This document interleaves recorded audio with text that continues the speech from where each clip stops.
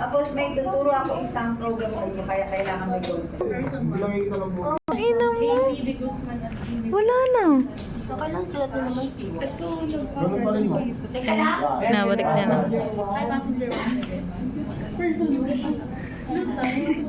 Nangangalay na ako dito, te. Wala pala, hindi pala. Zoom ulit mo.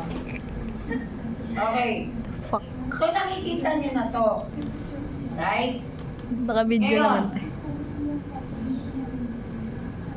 So ang flight niya, that's UA 2492. May bilis ako. 11 November using the Yankee class. That's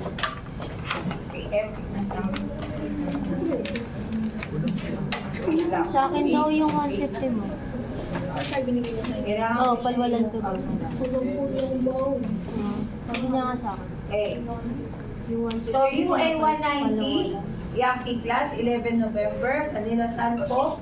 Ibig sabihin mayroon siyang stopover sa San Francisco. They are confirmed. Then, leaving on Manila at 09:55, arriving in San Francisco 06:20, the same day. Paano siya naging the same day? Because we are 1 day ahead of them.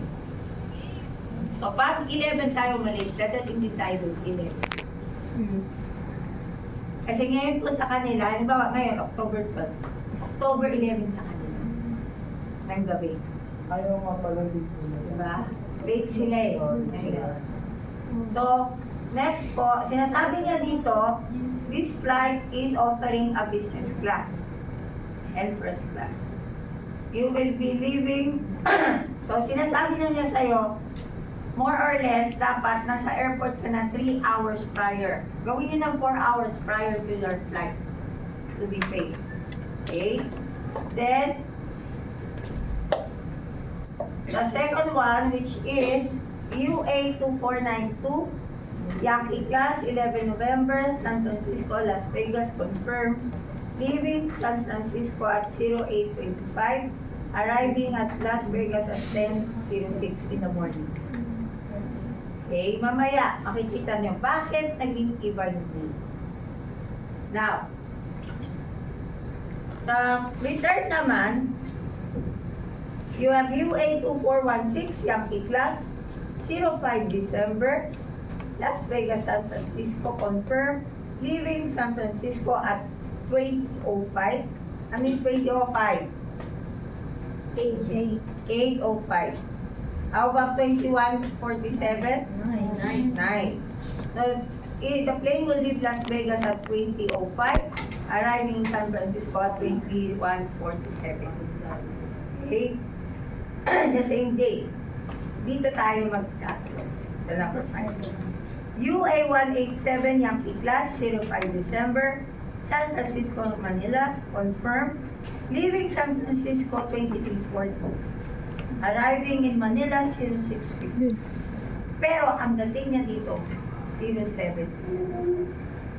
Alis niya doon December 5, di ba? Why? Kasi yung flight niya nasa impapawid siya ng December 6. Kasi late na. Buong araw. Buong araw.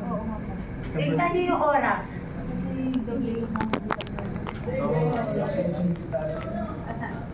Kailangan nyo mag-memorize na military time, hindi pwedeng hindi. Ano pa rin, parang 1 day ahead. Ganun 1 day pa rin. ahead pa rin. Kahit na lumilipad siya, 1 day ahead pa rin. December 6 siya, pero sa atin, December 6 na ng umaga. Ah. So, pag December 7 na tayo. Okay? So, ngayon sa kanila, magdi-December 7 pa lang. So, pagdating niya ng Manila, it's already December 7. Nakuha ko. Okay, now, punta tayo. Unti-untiin natin ang modification, ha? So, mag-TKTL muna tayo. i-in out muna. Okay. So, let's try PKTL. Kailan ang alis niya? December. Alis Alis. November 11. November 11. So, bigyan natin siyang mula October 30 para mabayaran yung ticket. So, enter. Ayun lang dapat yung... Okay, so empty. Ay, Nandyan na po. Ah, Ay, hindi lang pala para makita. Ano yung MD sinabi mo? ER kasi di ba may pag Ano ER yung may kita mo na command lahat. hindi. Tinuro ko yan sa inyo. Ano, MD? Di ba kasi pag ER may Para saan yun, ma'am? Yung MD? Para makita mo na lahat. Yung buo? para makita mo yung nasa ilalim. Kagaya sa akin, di ba, hindi mo na makikita yung booking sa baba. Kung ano nilagay mo. Nakuha po. Naintindihan ba? 502. Okay. Now, so mag-RF tayo ngayon. RF. So, sino yung agent natin? Ay. Dude. Ay daw, ma'am. Nababother siya kanina pa. Bakit ba? Gusto ko yan natin pa. Spelling eh, bakit ba? Sobrang ako na birthday today. So, lumabas na po yung RF. Receive from. Okay, makinig kayo kasi sa exam nyo, got almost the same. Kung ayaw nyo makinig, pag bumagsak kayo sa exam nyo, huwag kayo iiyak sa akin, ha? Huwag kayo aangal sa grade nyo. Practical tayo, wala na kayo ibang exam. Ito lang ang exam nyo. So, you already see the name of JP here. Okay? So, nag-receive na siya. Ngayon, try natin mag-ER.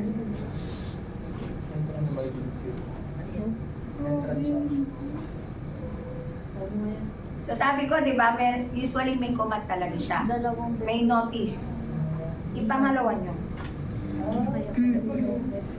So, you have Kaya pala already your record locator. This is your Ganun complete pala. PNR. Pag nakapag-ER naman, bawal na magdagdag. Bawal passport. Bawal. Easy ka lang. Meron pa tayo niyan. Relax ka lang. Bawal na. Doon tayo sa modification. Wait lang. Entrance. Okay. Next. So sa part 1 nyo, ang ipapasa nyo mula RLR hanggang dito sa dulong message. Nakuha ko. Yes. You need to identify only if this is the creation or the modification. Okay? Pag walang identification po yun, minus points. Kasi hindi ako mahuhula kung modification siya or creation. Naintindihan? Ano ba pinagkaiba nila? Saan ba makikita ng creation Ang siya? ano? Kung creation siya o modification? Wala pa ngayon, papakita mo alam nyo. Ito creation to. Ano nga daw po pinagkakaiba ng modification siya? May mga pinapalitan kayo. Okay. Siguro yung modification, doon yung option element. Sa'yo, te. Sabi mo. Oo. Wag Next. si messenger, tsaka si So, na-ER natin siya, di ba? Okay? So, this is the creation. Next po, let's go to the modification. Nagpalit ng isip si client. Ayaw na niya mag-direct flight from Las Vegas. Gusto niya magagaling siya from LA, Los Angeles to Manila. So, anong command gagawin natin for the modification? Pag may tatanggalin tayo, ano po? Hindi ka naman dyan nakakaan. Para matanggal natin. IG.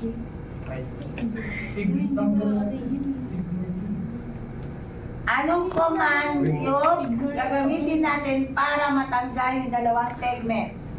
Okay. I-joke ko rin kaya grade. Hindi mo parang, di ba ginawa natin yung sa taas? Oo. Parang Anong R? To remove. Ay, mo sa pinaka-unang... Saka pa. Hindi yung ay, ano yun Hindi, Ano yung tinanong ay ano sinabi? To remove. Tignan mo sa To remove a segment. Ang ginawa niyo na Patayin ako dito. Oo nga, di ba? Ako na halos bumuo ng PNR mo. Ano, grabe ka naman.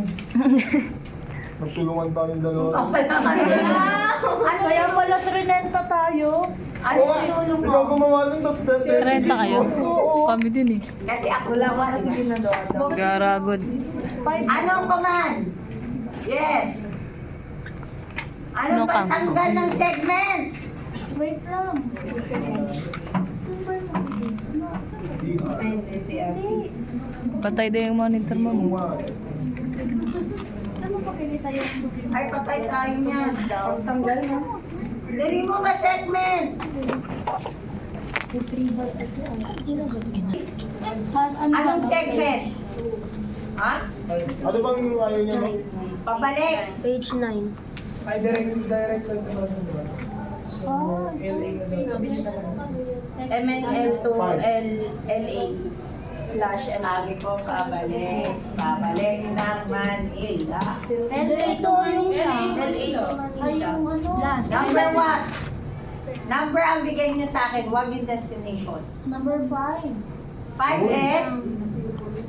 Ano ba? 4 and 5. So 4 4. dash 5. Oh, wait lang, wait lang. Kumapin. 06 din. So tinanggal na natin yung pabalik. Kasi ang gusto niya mangyari, magla-land travel siya papuntang LA. So pag may land travel, you just type SI Arab. Ano ma'am, essay yan yan? SI Arab. Arak. Arab. Ano arak? ARN. Ah. A-R-N-K. Anong ibig sabihin nun ma'am? Land travel. No airline. No airline or tinatagyan mo lang. Wala siyang air. SR ma? Ha? SI. SI. SI Arab, nasa handout niyo yan. Tapos lagyan mo ng ganun. Land travel. 12 minutes na to ka. Ang gagawin ko pag pinapalaki. Kang. Ano ba? 12 minutes na to. Baka mga storage chemical. Yung tulad kanina na lang ma'am. Yung minog mo pa. Hindi siya nakasunod. Hindi ko nga siya mamundot pag bilang yan. Ayan mama yan. Parang ganito. Yan, parang ganun. Hindi nga kada. Ano daw yung SR? Land transfer. At Tsaka o kaya no airline. So SI Arab for the no air travel. Enter it. Nandito na yung Sino yun?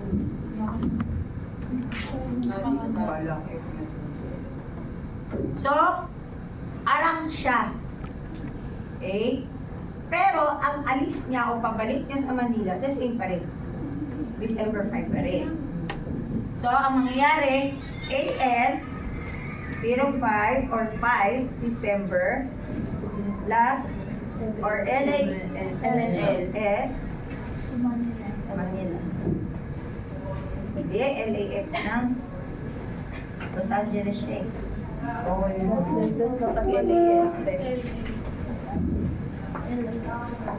So ngayon, pwede ka meron siyang available. Direct flight. So try natin tong free. So SS Ma'am, bigay mo. 1.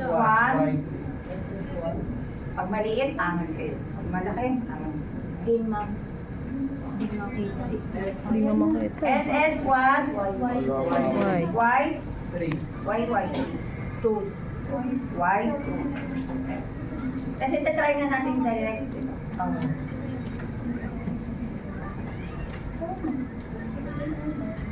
So, papunta niya, they are using United Airlines. Pabalik, he or she will use the Philippine Airlines. So, siguro, pabalik niya, ayaw na niya magpa-stop over pa. Gusto niya San diretso. Francisco. Okay? So, again, so PR-103 Yankee, so ang latest niya, UA-190 Yankee class, 11 November, Manila, San Francisco, confirmed. UA-2492, 11 November, San Francisco, Las Vegas, confirmed. Then, land transportation. Pag SIR, ginagamit lang po yan pag hindi po sila sasakay ng aeroplano. Pag land transportation na sila. Los Angeles na siya. You will be using the PR-103, that's Philippine Airlines, Yang Class, 05 December, Los Angeles to Manila confirm. Nakita. Mamaya. Okay ba tayo so far? Yes. Ma'am, yung ano po, SIR lang, pang land lang po yun, applicable dito sa water. Sa sito po, Basta wala kang gagamitin na air. Okay? Ang SIR, wala kayong gagamitin na air transportation. Now, ituturo ko sa inyo ngayon paano mamili ng upuan. Okay? Alam ko na yun eh. So, pili siya ng upuan. SM, seat, map, 2. Okay? Segment number 2. So, sana lang ano siya. Kasi kanina gumana ko eh. Ano ba yun? Ayun na yun. Ayun na next. Ito na po ang Wait lang. segment. Okay, now. Babalikan ko mamaya. Nakikita niyo may X. Ano daw pag sa sabihin, seat? occupied na po siya. SM2. SM2. Pag may dollar sign, dagdag na presyo. Isipin niyo magkano yung presyo? 13,000. Okay. So ngayon, meron available. Gusto niya malapit sa window ang upuan niya. Ngayon, tatanungin niya si customer. So meron mga malapit sa window. It's either left or right. So tatanungin niyo ngayon si customer, ma'am or sir, saan po gusto niyo? May available po na malapit sa window. Kaso sa gitna ka. Payag ko ba? Meron din tayo available na seat sa gitna. Eroplano. Kasi minsan may tatlong aisle yan eh. Yes. Minsan dalawa. Okay? May available na seat po sa gitna. Yun lang nga, nasa gitna talaga yung upuan mo. So may dadaanan ka talagang mga N. Okay? Gusto niyo ba i-reserve ko na po yung seat? Pag sabi niya, sige, okay na sa akin yun. Pero gusto ko malapit sa window. Okay?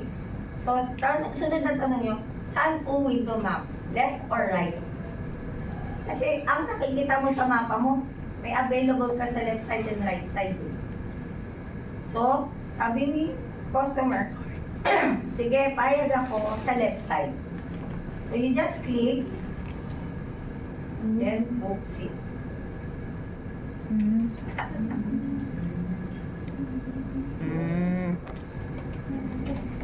So, pag ganito nakalagay na pending, okay lang yan. May request nyo na yan. Okay? Yun lang. Now, bakit walang bumabas? Ayun. Ito na siya.